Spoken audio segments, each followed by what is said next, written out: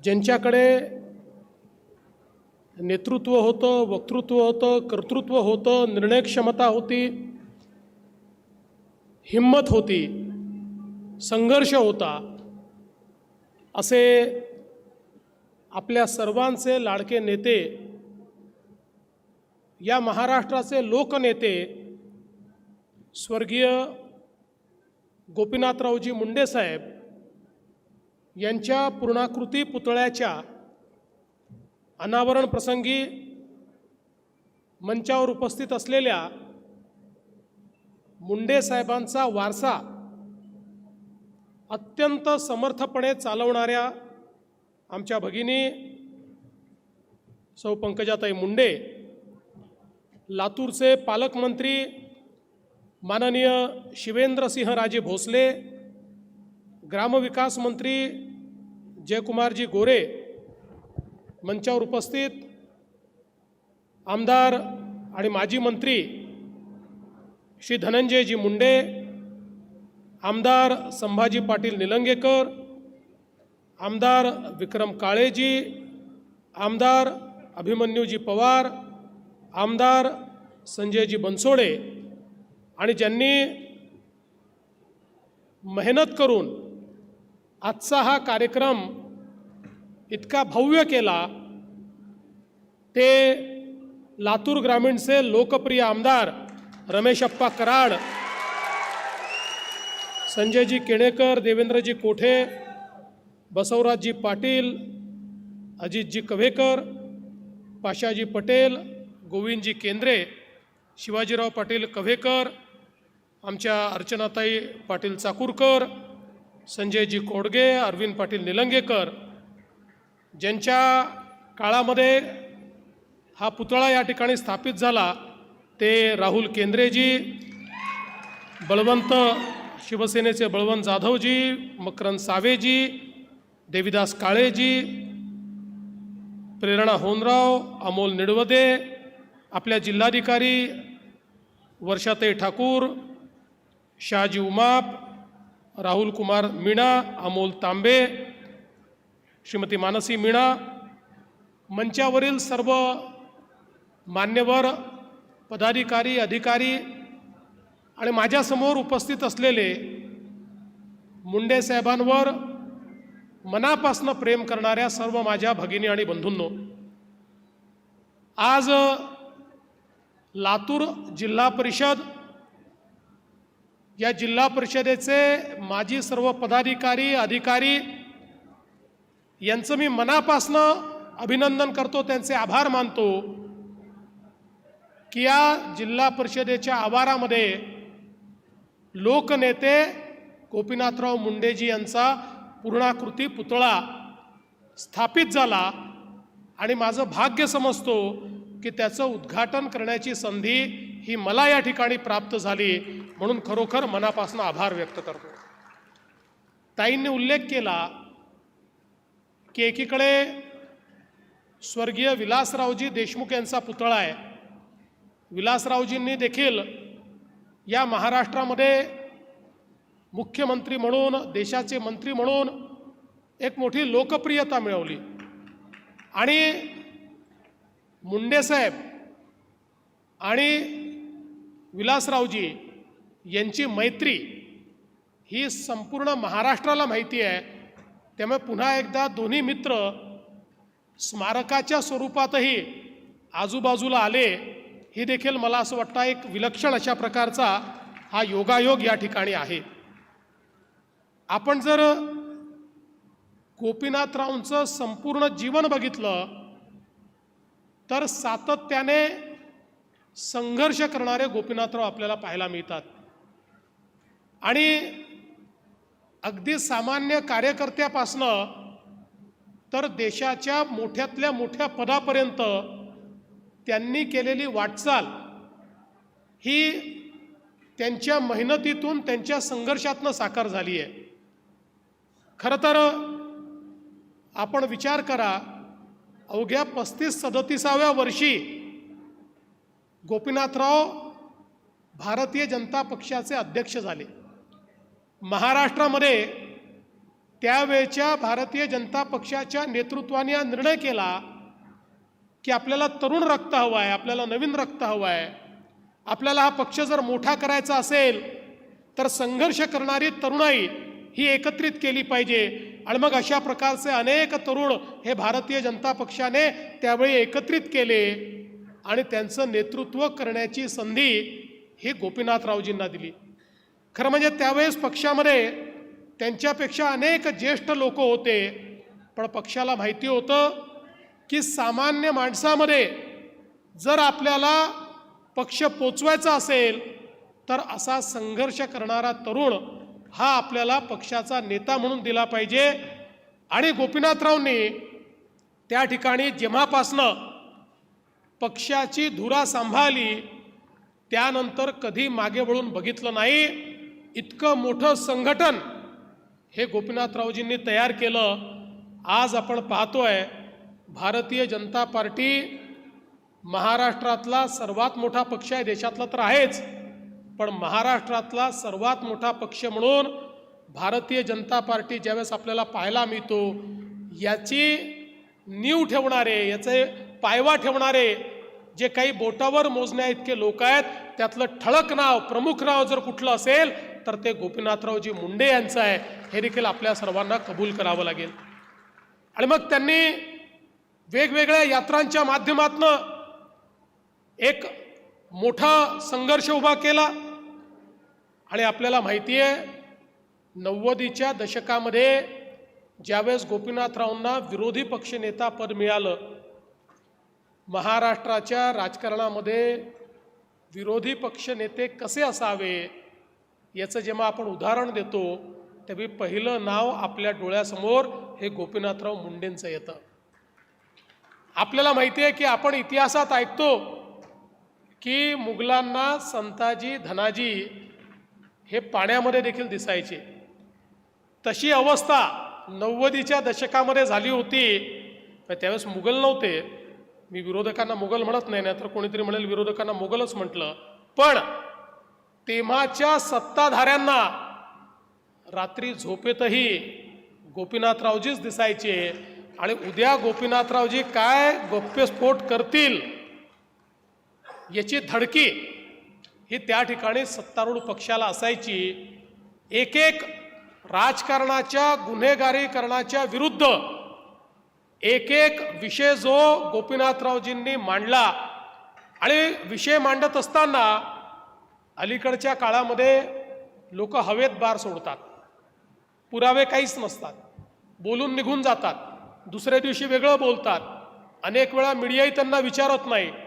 पण गोपीनाथराव मुंडे अशा व्यक्तीचं नाव होतं ज्याने विधानसभेमध्ये उभं राहून आरोप केला तर कधीच आरोप परत घेण्याची वेळ त्यांच्यावर आली नाही. समोरच्याचा राजीनामा घेऊनच ते खाली बसले. अशा प्रकारचं गोपीनाथरावांचं काम होतं. आणि म्हणून राजकारणाच्या गुन्हेगारीकरणावर एक एक ज्यावेळेस त्यांनी त्या ठिकाणी काम करणं सुरू केलं आणि मग ज्या काळामध्ये या महाराष्ट्रामध्ये दाऊदचा बोलबाला होता त्यावेळी थेट सभागृहामध्ये उभं राहून दाऊदला देखील आव्हान देण्याचं काम हे गोपीनाथराव करायचे. आणि त्या काळच्या सत्ताधाऱ्यांना तुम्ही कसे दाऊद खाली दबलेले आहात हे सांगण्याचं धारिष्ट देखील गोपीनाथराव मुंडेंमध्ये होतं. आपल्याला माहिती आहे ज्या प्रकारे त्यांनी एक एक त्या काळामध्ये घोटाळे बाहेर काढले, एक एक त्या ठिकाणी स्कॅम बाहेर काढले, त्यातून खऱ्या अर्थानं महाराष्ट्रामध्ये एक वातावरण उभं झालं. आणि 1995ला त्याच वातावरणामध्ये गोपीनाथरावजी संघर्ष यात्रा घेऊन निघाले आणि त्या संघर्ष यात्रेने खऱ्या अर्थानं उभा महाराष्ट्र ढवळून काढला.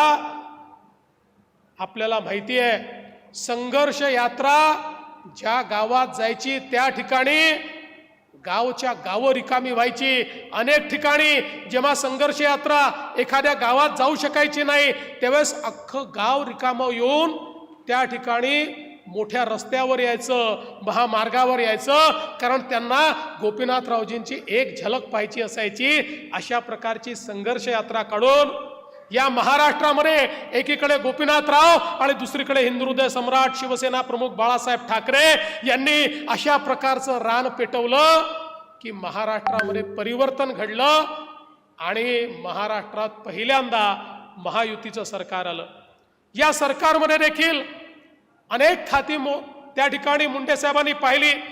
ऊर्जा खातं असेल, पाटबंधारे खातं असेल, पण सगळ्यात महत्त्वाचं खातं जे मुंडे साहेबांनी सांभाळलं ते म्हणजे गृह खातं। कारण तो काळ राजकारणातल्या गुन्हेगारीकरणाचा होता। मुंबईमध्ये एखाद्या श्रीमंत व्यक्तीने गाडी घेतली तर त्याला 1 तासात फोन यायचा, खूप पैसा तुझ्याकडे आलाय, गाडी घेतली आहे, आम्हाला एवढे पैसे पाठवून दे, नाहीतर तुझ्यावर आम्ही हल्ला करू। अशा प्रकारची अवस्था होती।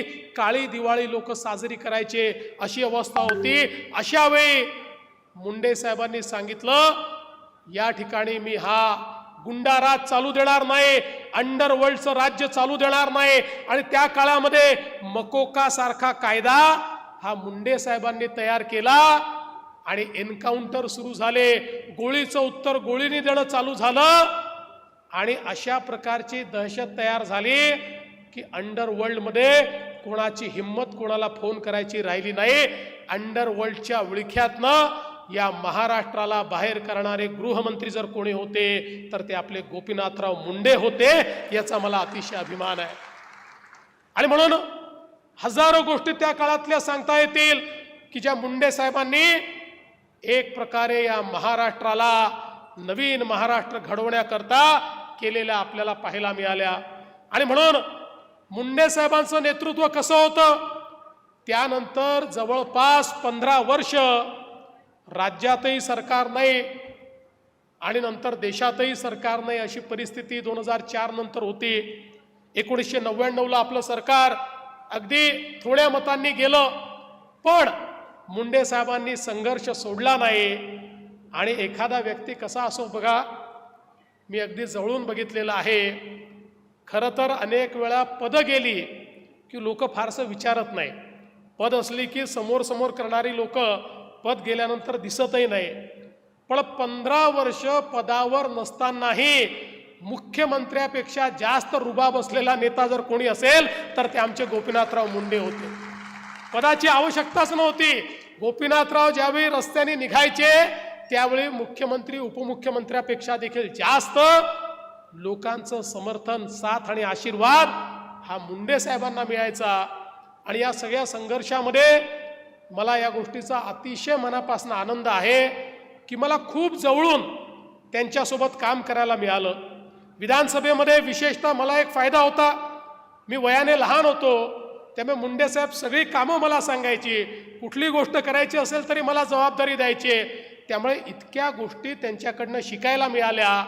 एखाद्या प्रसंगामध्ये काय केलं पाहिजे, कसं उत्तर दिलं पाहिजे, कशी कुरघोडी केली पाहिजे, याची जी हातोटी त्या ठिकाणी गोपीनाथरावजींकडे होती, असे फार कमी लोक आपल्याला पाहायला मिळतात। अलीकडच्या काळामध्ये आपल्याला अशा प्रकारच्या डिबेट्स पाहायला मिळत नाहीत, पण गोपीनाथरावजी ज्यावेळेस एकेका विषयावर सरकारचे साल्ट काढायचे त्यावेळी त्यांची बोलण्याची जी शैली होती त्यातला खुमासदारपणा होता। समोरच्यावर वज्राघात करत असताना देखील त्याला सहनही होत नाही आणि सांगताही येत नाही, अशी परिस्थिती ते करायचे। त्याच्याशी संबंध त्यांनी कधी खराब केले नाहीत, संबंध चांगले असायचे। पण मी तुम्हाला सांगतो, गोपीनाथरावजींनी सगळ्यात मोठी शिकवण काय दिली जी माझ्या जीवनामध्ये मी अनेक वर्ष पाळतो आणि पाळली आहे। आणि मला असं वाटतं की जे काही थोडं बहुत यश मला मिळालं ते त्या शिकवणीमुळे मिळालं। मला गोपीनाथरावजी एक दिवस म्हणाले, देवेंद्र एक लक्षात ठेव, सत्ता जी असते ती अशी असते की ती अनेक आमिष आपल्याला दाखवते। सत्ता ही अनेक वेळा आपल्याला वश करते, पण लक्षात ठेव सत्तेशी संघर्ष करायला शिक। ज्या दिवशी विरोधी पक्षात असताना सत्तेशी समझोता करशील त्या दिवशी कदाचित संपत्ती मोठी होईल पण नेतृत्व कधी मोठं होऊ शकणार नाही। आणि म्हणून सत्तेशी समझोता करू नकोस। आणि मी जीवनभर ते पाळलं, जोपर्यंत विरोधी पक्षात होतो तोपर्यंत पाळलं। मध्ये 2.5 वर्ष पुन्हा एकदा विरोधी पक्षात जायची वेळ आली, एकही दिवस सत्ता पक्षाच्या नेत्यांना झोपू दिलं नाही, कारण माझ्यासोबत गोपीनाथराव मुंडेंची शिकवण होती, सत्तेशी संघर्ष करायचा, सत्तेशी समझोता करायचा नाही. तो समझोता कधी केला नाही. आज मला खरं म्हणजे अनेक प्रसंग आठवतात. सभागृहामध्ये कितीही अडचणीची परिस्थिती असली, कितीही संघर्षाची वेळ असली, कितीही सभागृहामध्ये गदारोळ असला आणि मुंडे साहेब उभे राहिले, अख्खं सभागृह शांत बसायचं आणि मुंडे साहेबांचं भाषण ऐकायचं. सभागृहाच्या पेच प्रसंगामध्ये अनेक वेळा ज्यावेळी सभागृहाचे अध्यक्षांना आता सभागृह कसं सांभाळावं असा प्रश्न निर्माण व्हायचा, ते हळूच मुंडे साहेबांकडे पाहायचे. मग मुंडे साहेब तर विरोधी पक्षात होते, पण एक जबाबदार नेते होते. जबाबदार नेता हा सत्ता पक्षात असो की विरोधी पक्षात असो, तो कधीही आपल्या विधानसभेची पत खाली जाऊ देत नाही. आणि मग त्यांनी बघितल्याबरोबर मुंडे साहेबांच्या लक्षात यायचं की आता हे सभागृह सांभाळण्याची जबाबदारी आपली आहे. आणि मग मुंडे साहेब उभे राहायचे आणि त्या ठिकाणी ते सभागृह सांभाळायचे आणि सभागृहातलं वातावरण हे पूर्णपणे त्या ठिकाणी परिवर्तित व्हायचं. अनेक वेळा आम्ही बघायचो मुंडे साहेबांची एक स्टाईल होती, पण एखाद्या व्यक्तीचं जे चरित्र असतं ते किती स्ट्रॉंग असतं, एखाद्या व्यक्तीबद्दल कन्व्हिक्शन किती स्ट्रॉंग असतं. अनेक वेळा बोलत असताना मुंडे साहेबांना कागद सापडायचे नाही. मुंडे साहेबांना कागद पाहून बोलायची सवय नव्हती. कागद त्यांचा पीए खूप द्यायचा आणि ते नेमके कागद हरवायचे आणि मग पुराव्यादाखल आलेला कागद त्यांना कधी सापडायचा नाही. मग जो कोरा कागद मिळेल तो कोरा कागद दाखवायचे, हा माझ्याकडे पुरावा आहे. पण कोणाची हिंमत नव्हती मुंडे साहेबांना विचारायची की दाखवा मुंडे साहेब तुमच्याकडे काय पुरावा आहे. लोकांना माहिती होतं मुंडे साहेबांनी कागद दाखवला म्हणजे नक्की त्यांच्याकडे पुरावा असेल. त्यांचा कोरा कागद देखील पुरावा म्हणून अख्खं सभागृह स्वीकारायचं. ही मुंडे साहेबांची काम करण्याची पद्धती होती. आणि म्हणून महाराष्ट्राच्या कानाकोपऱ्यामध्ये मुंडे साहेबांनी पक्ष वाढवला. आणि हे सगळं करत असताना एक गोष्ट अजून त्यांच्याकडनं शिकायला मिळाली, ती म्हणजे सामाजिक न्यायाचं कन्व्हिक्शन. मुंडे साहेबांनी सामाजिक न्यायाची कास कधी सोडली नाही. त्याकरता त्यांना राजकारणामध्ये काही अडचणी देखील सहन कराव्या लागल्या, पण मुंडे साहेब हे नेहमीच आपल्या विचारांवर अडिग राहिले. ज्यावेळी मराठवाड्यामध्ये मराठवाडा विद्यापीठाचं नामविस्तार डॉक्टर बाबासाहेब आंबेडकरांच्या नावाने करायचा, याच्यावर 2 गट झाले होते. मोठी आंदोलन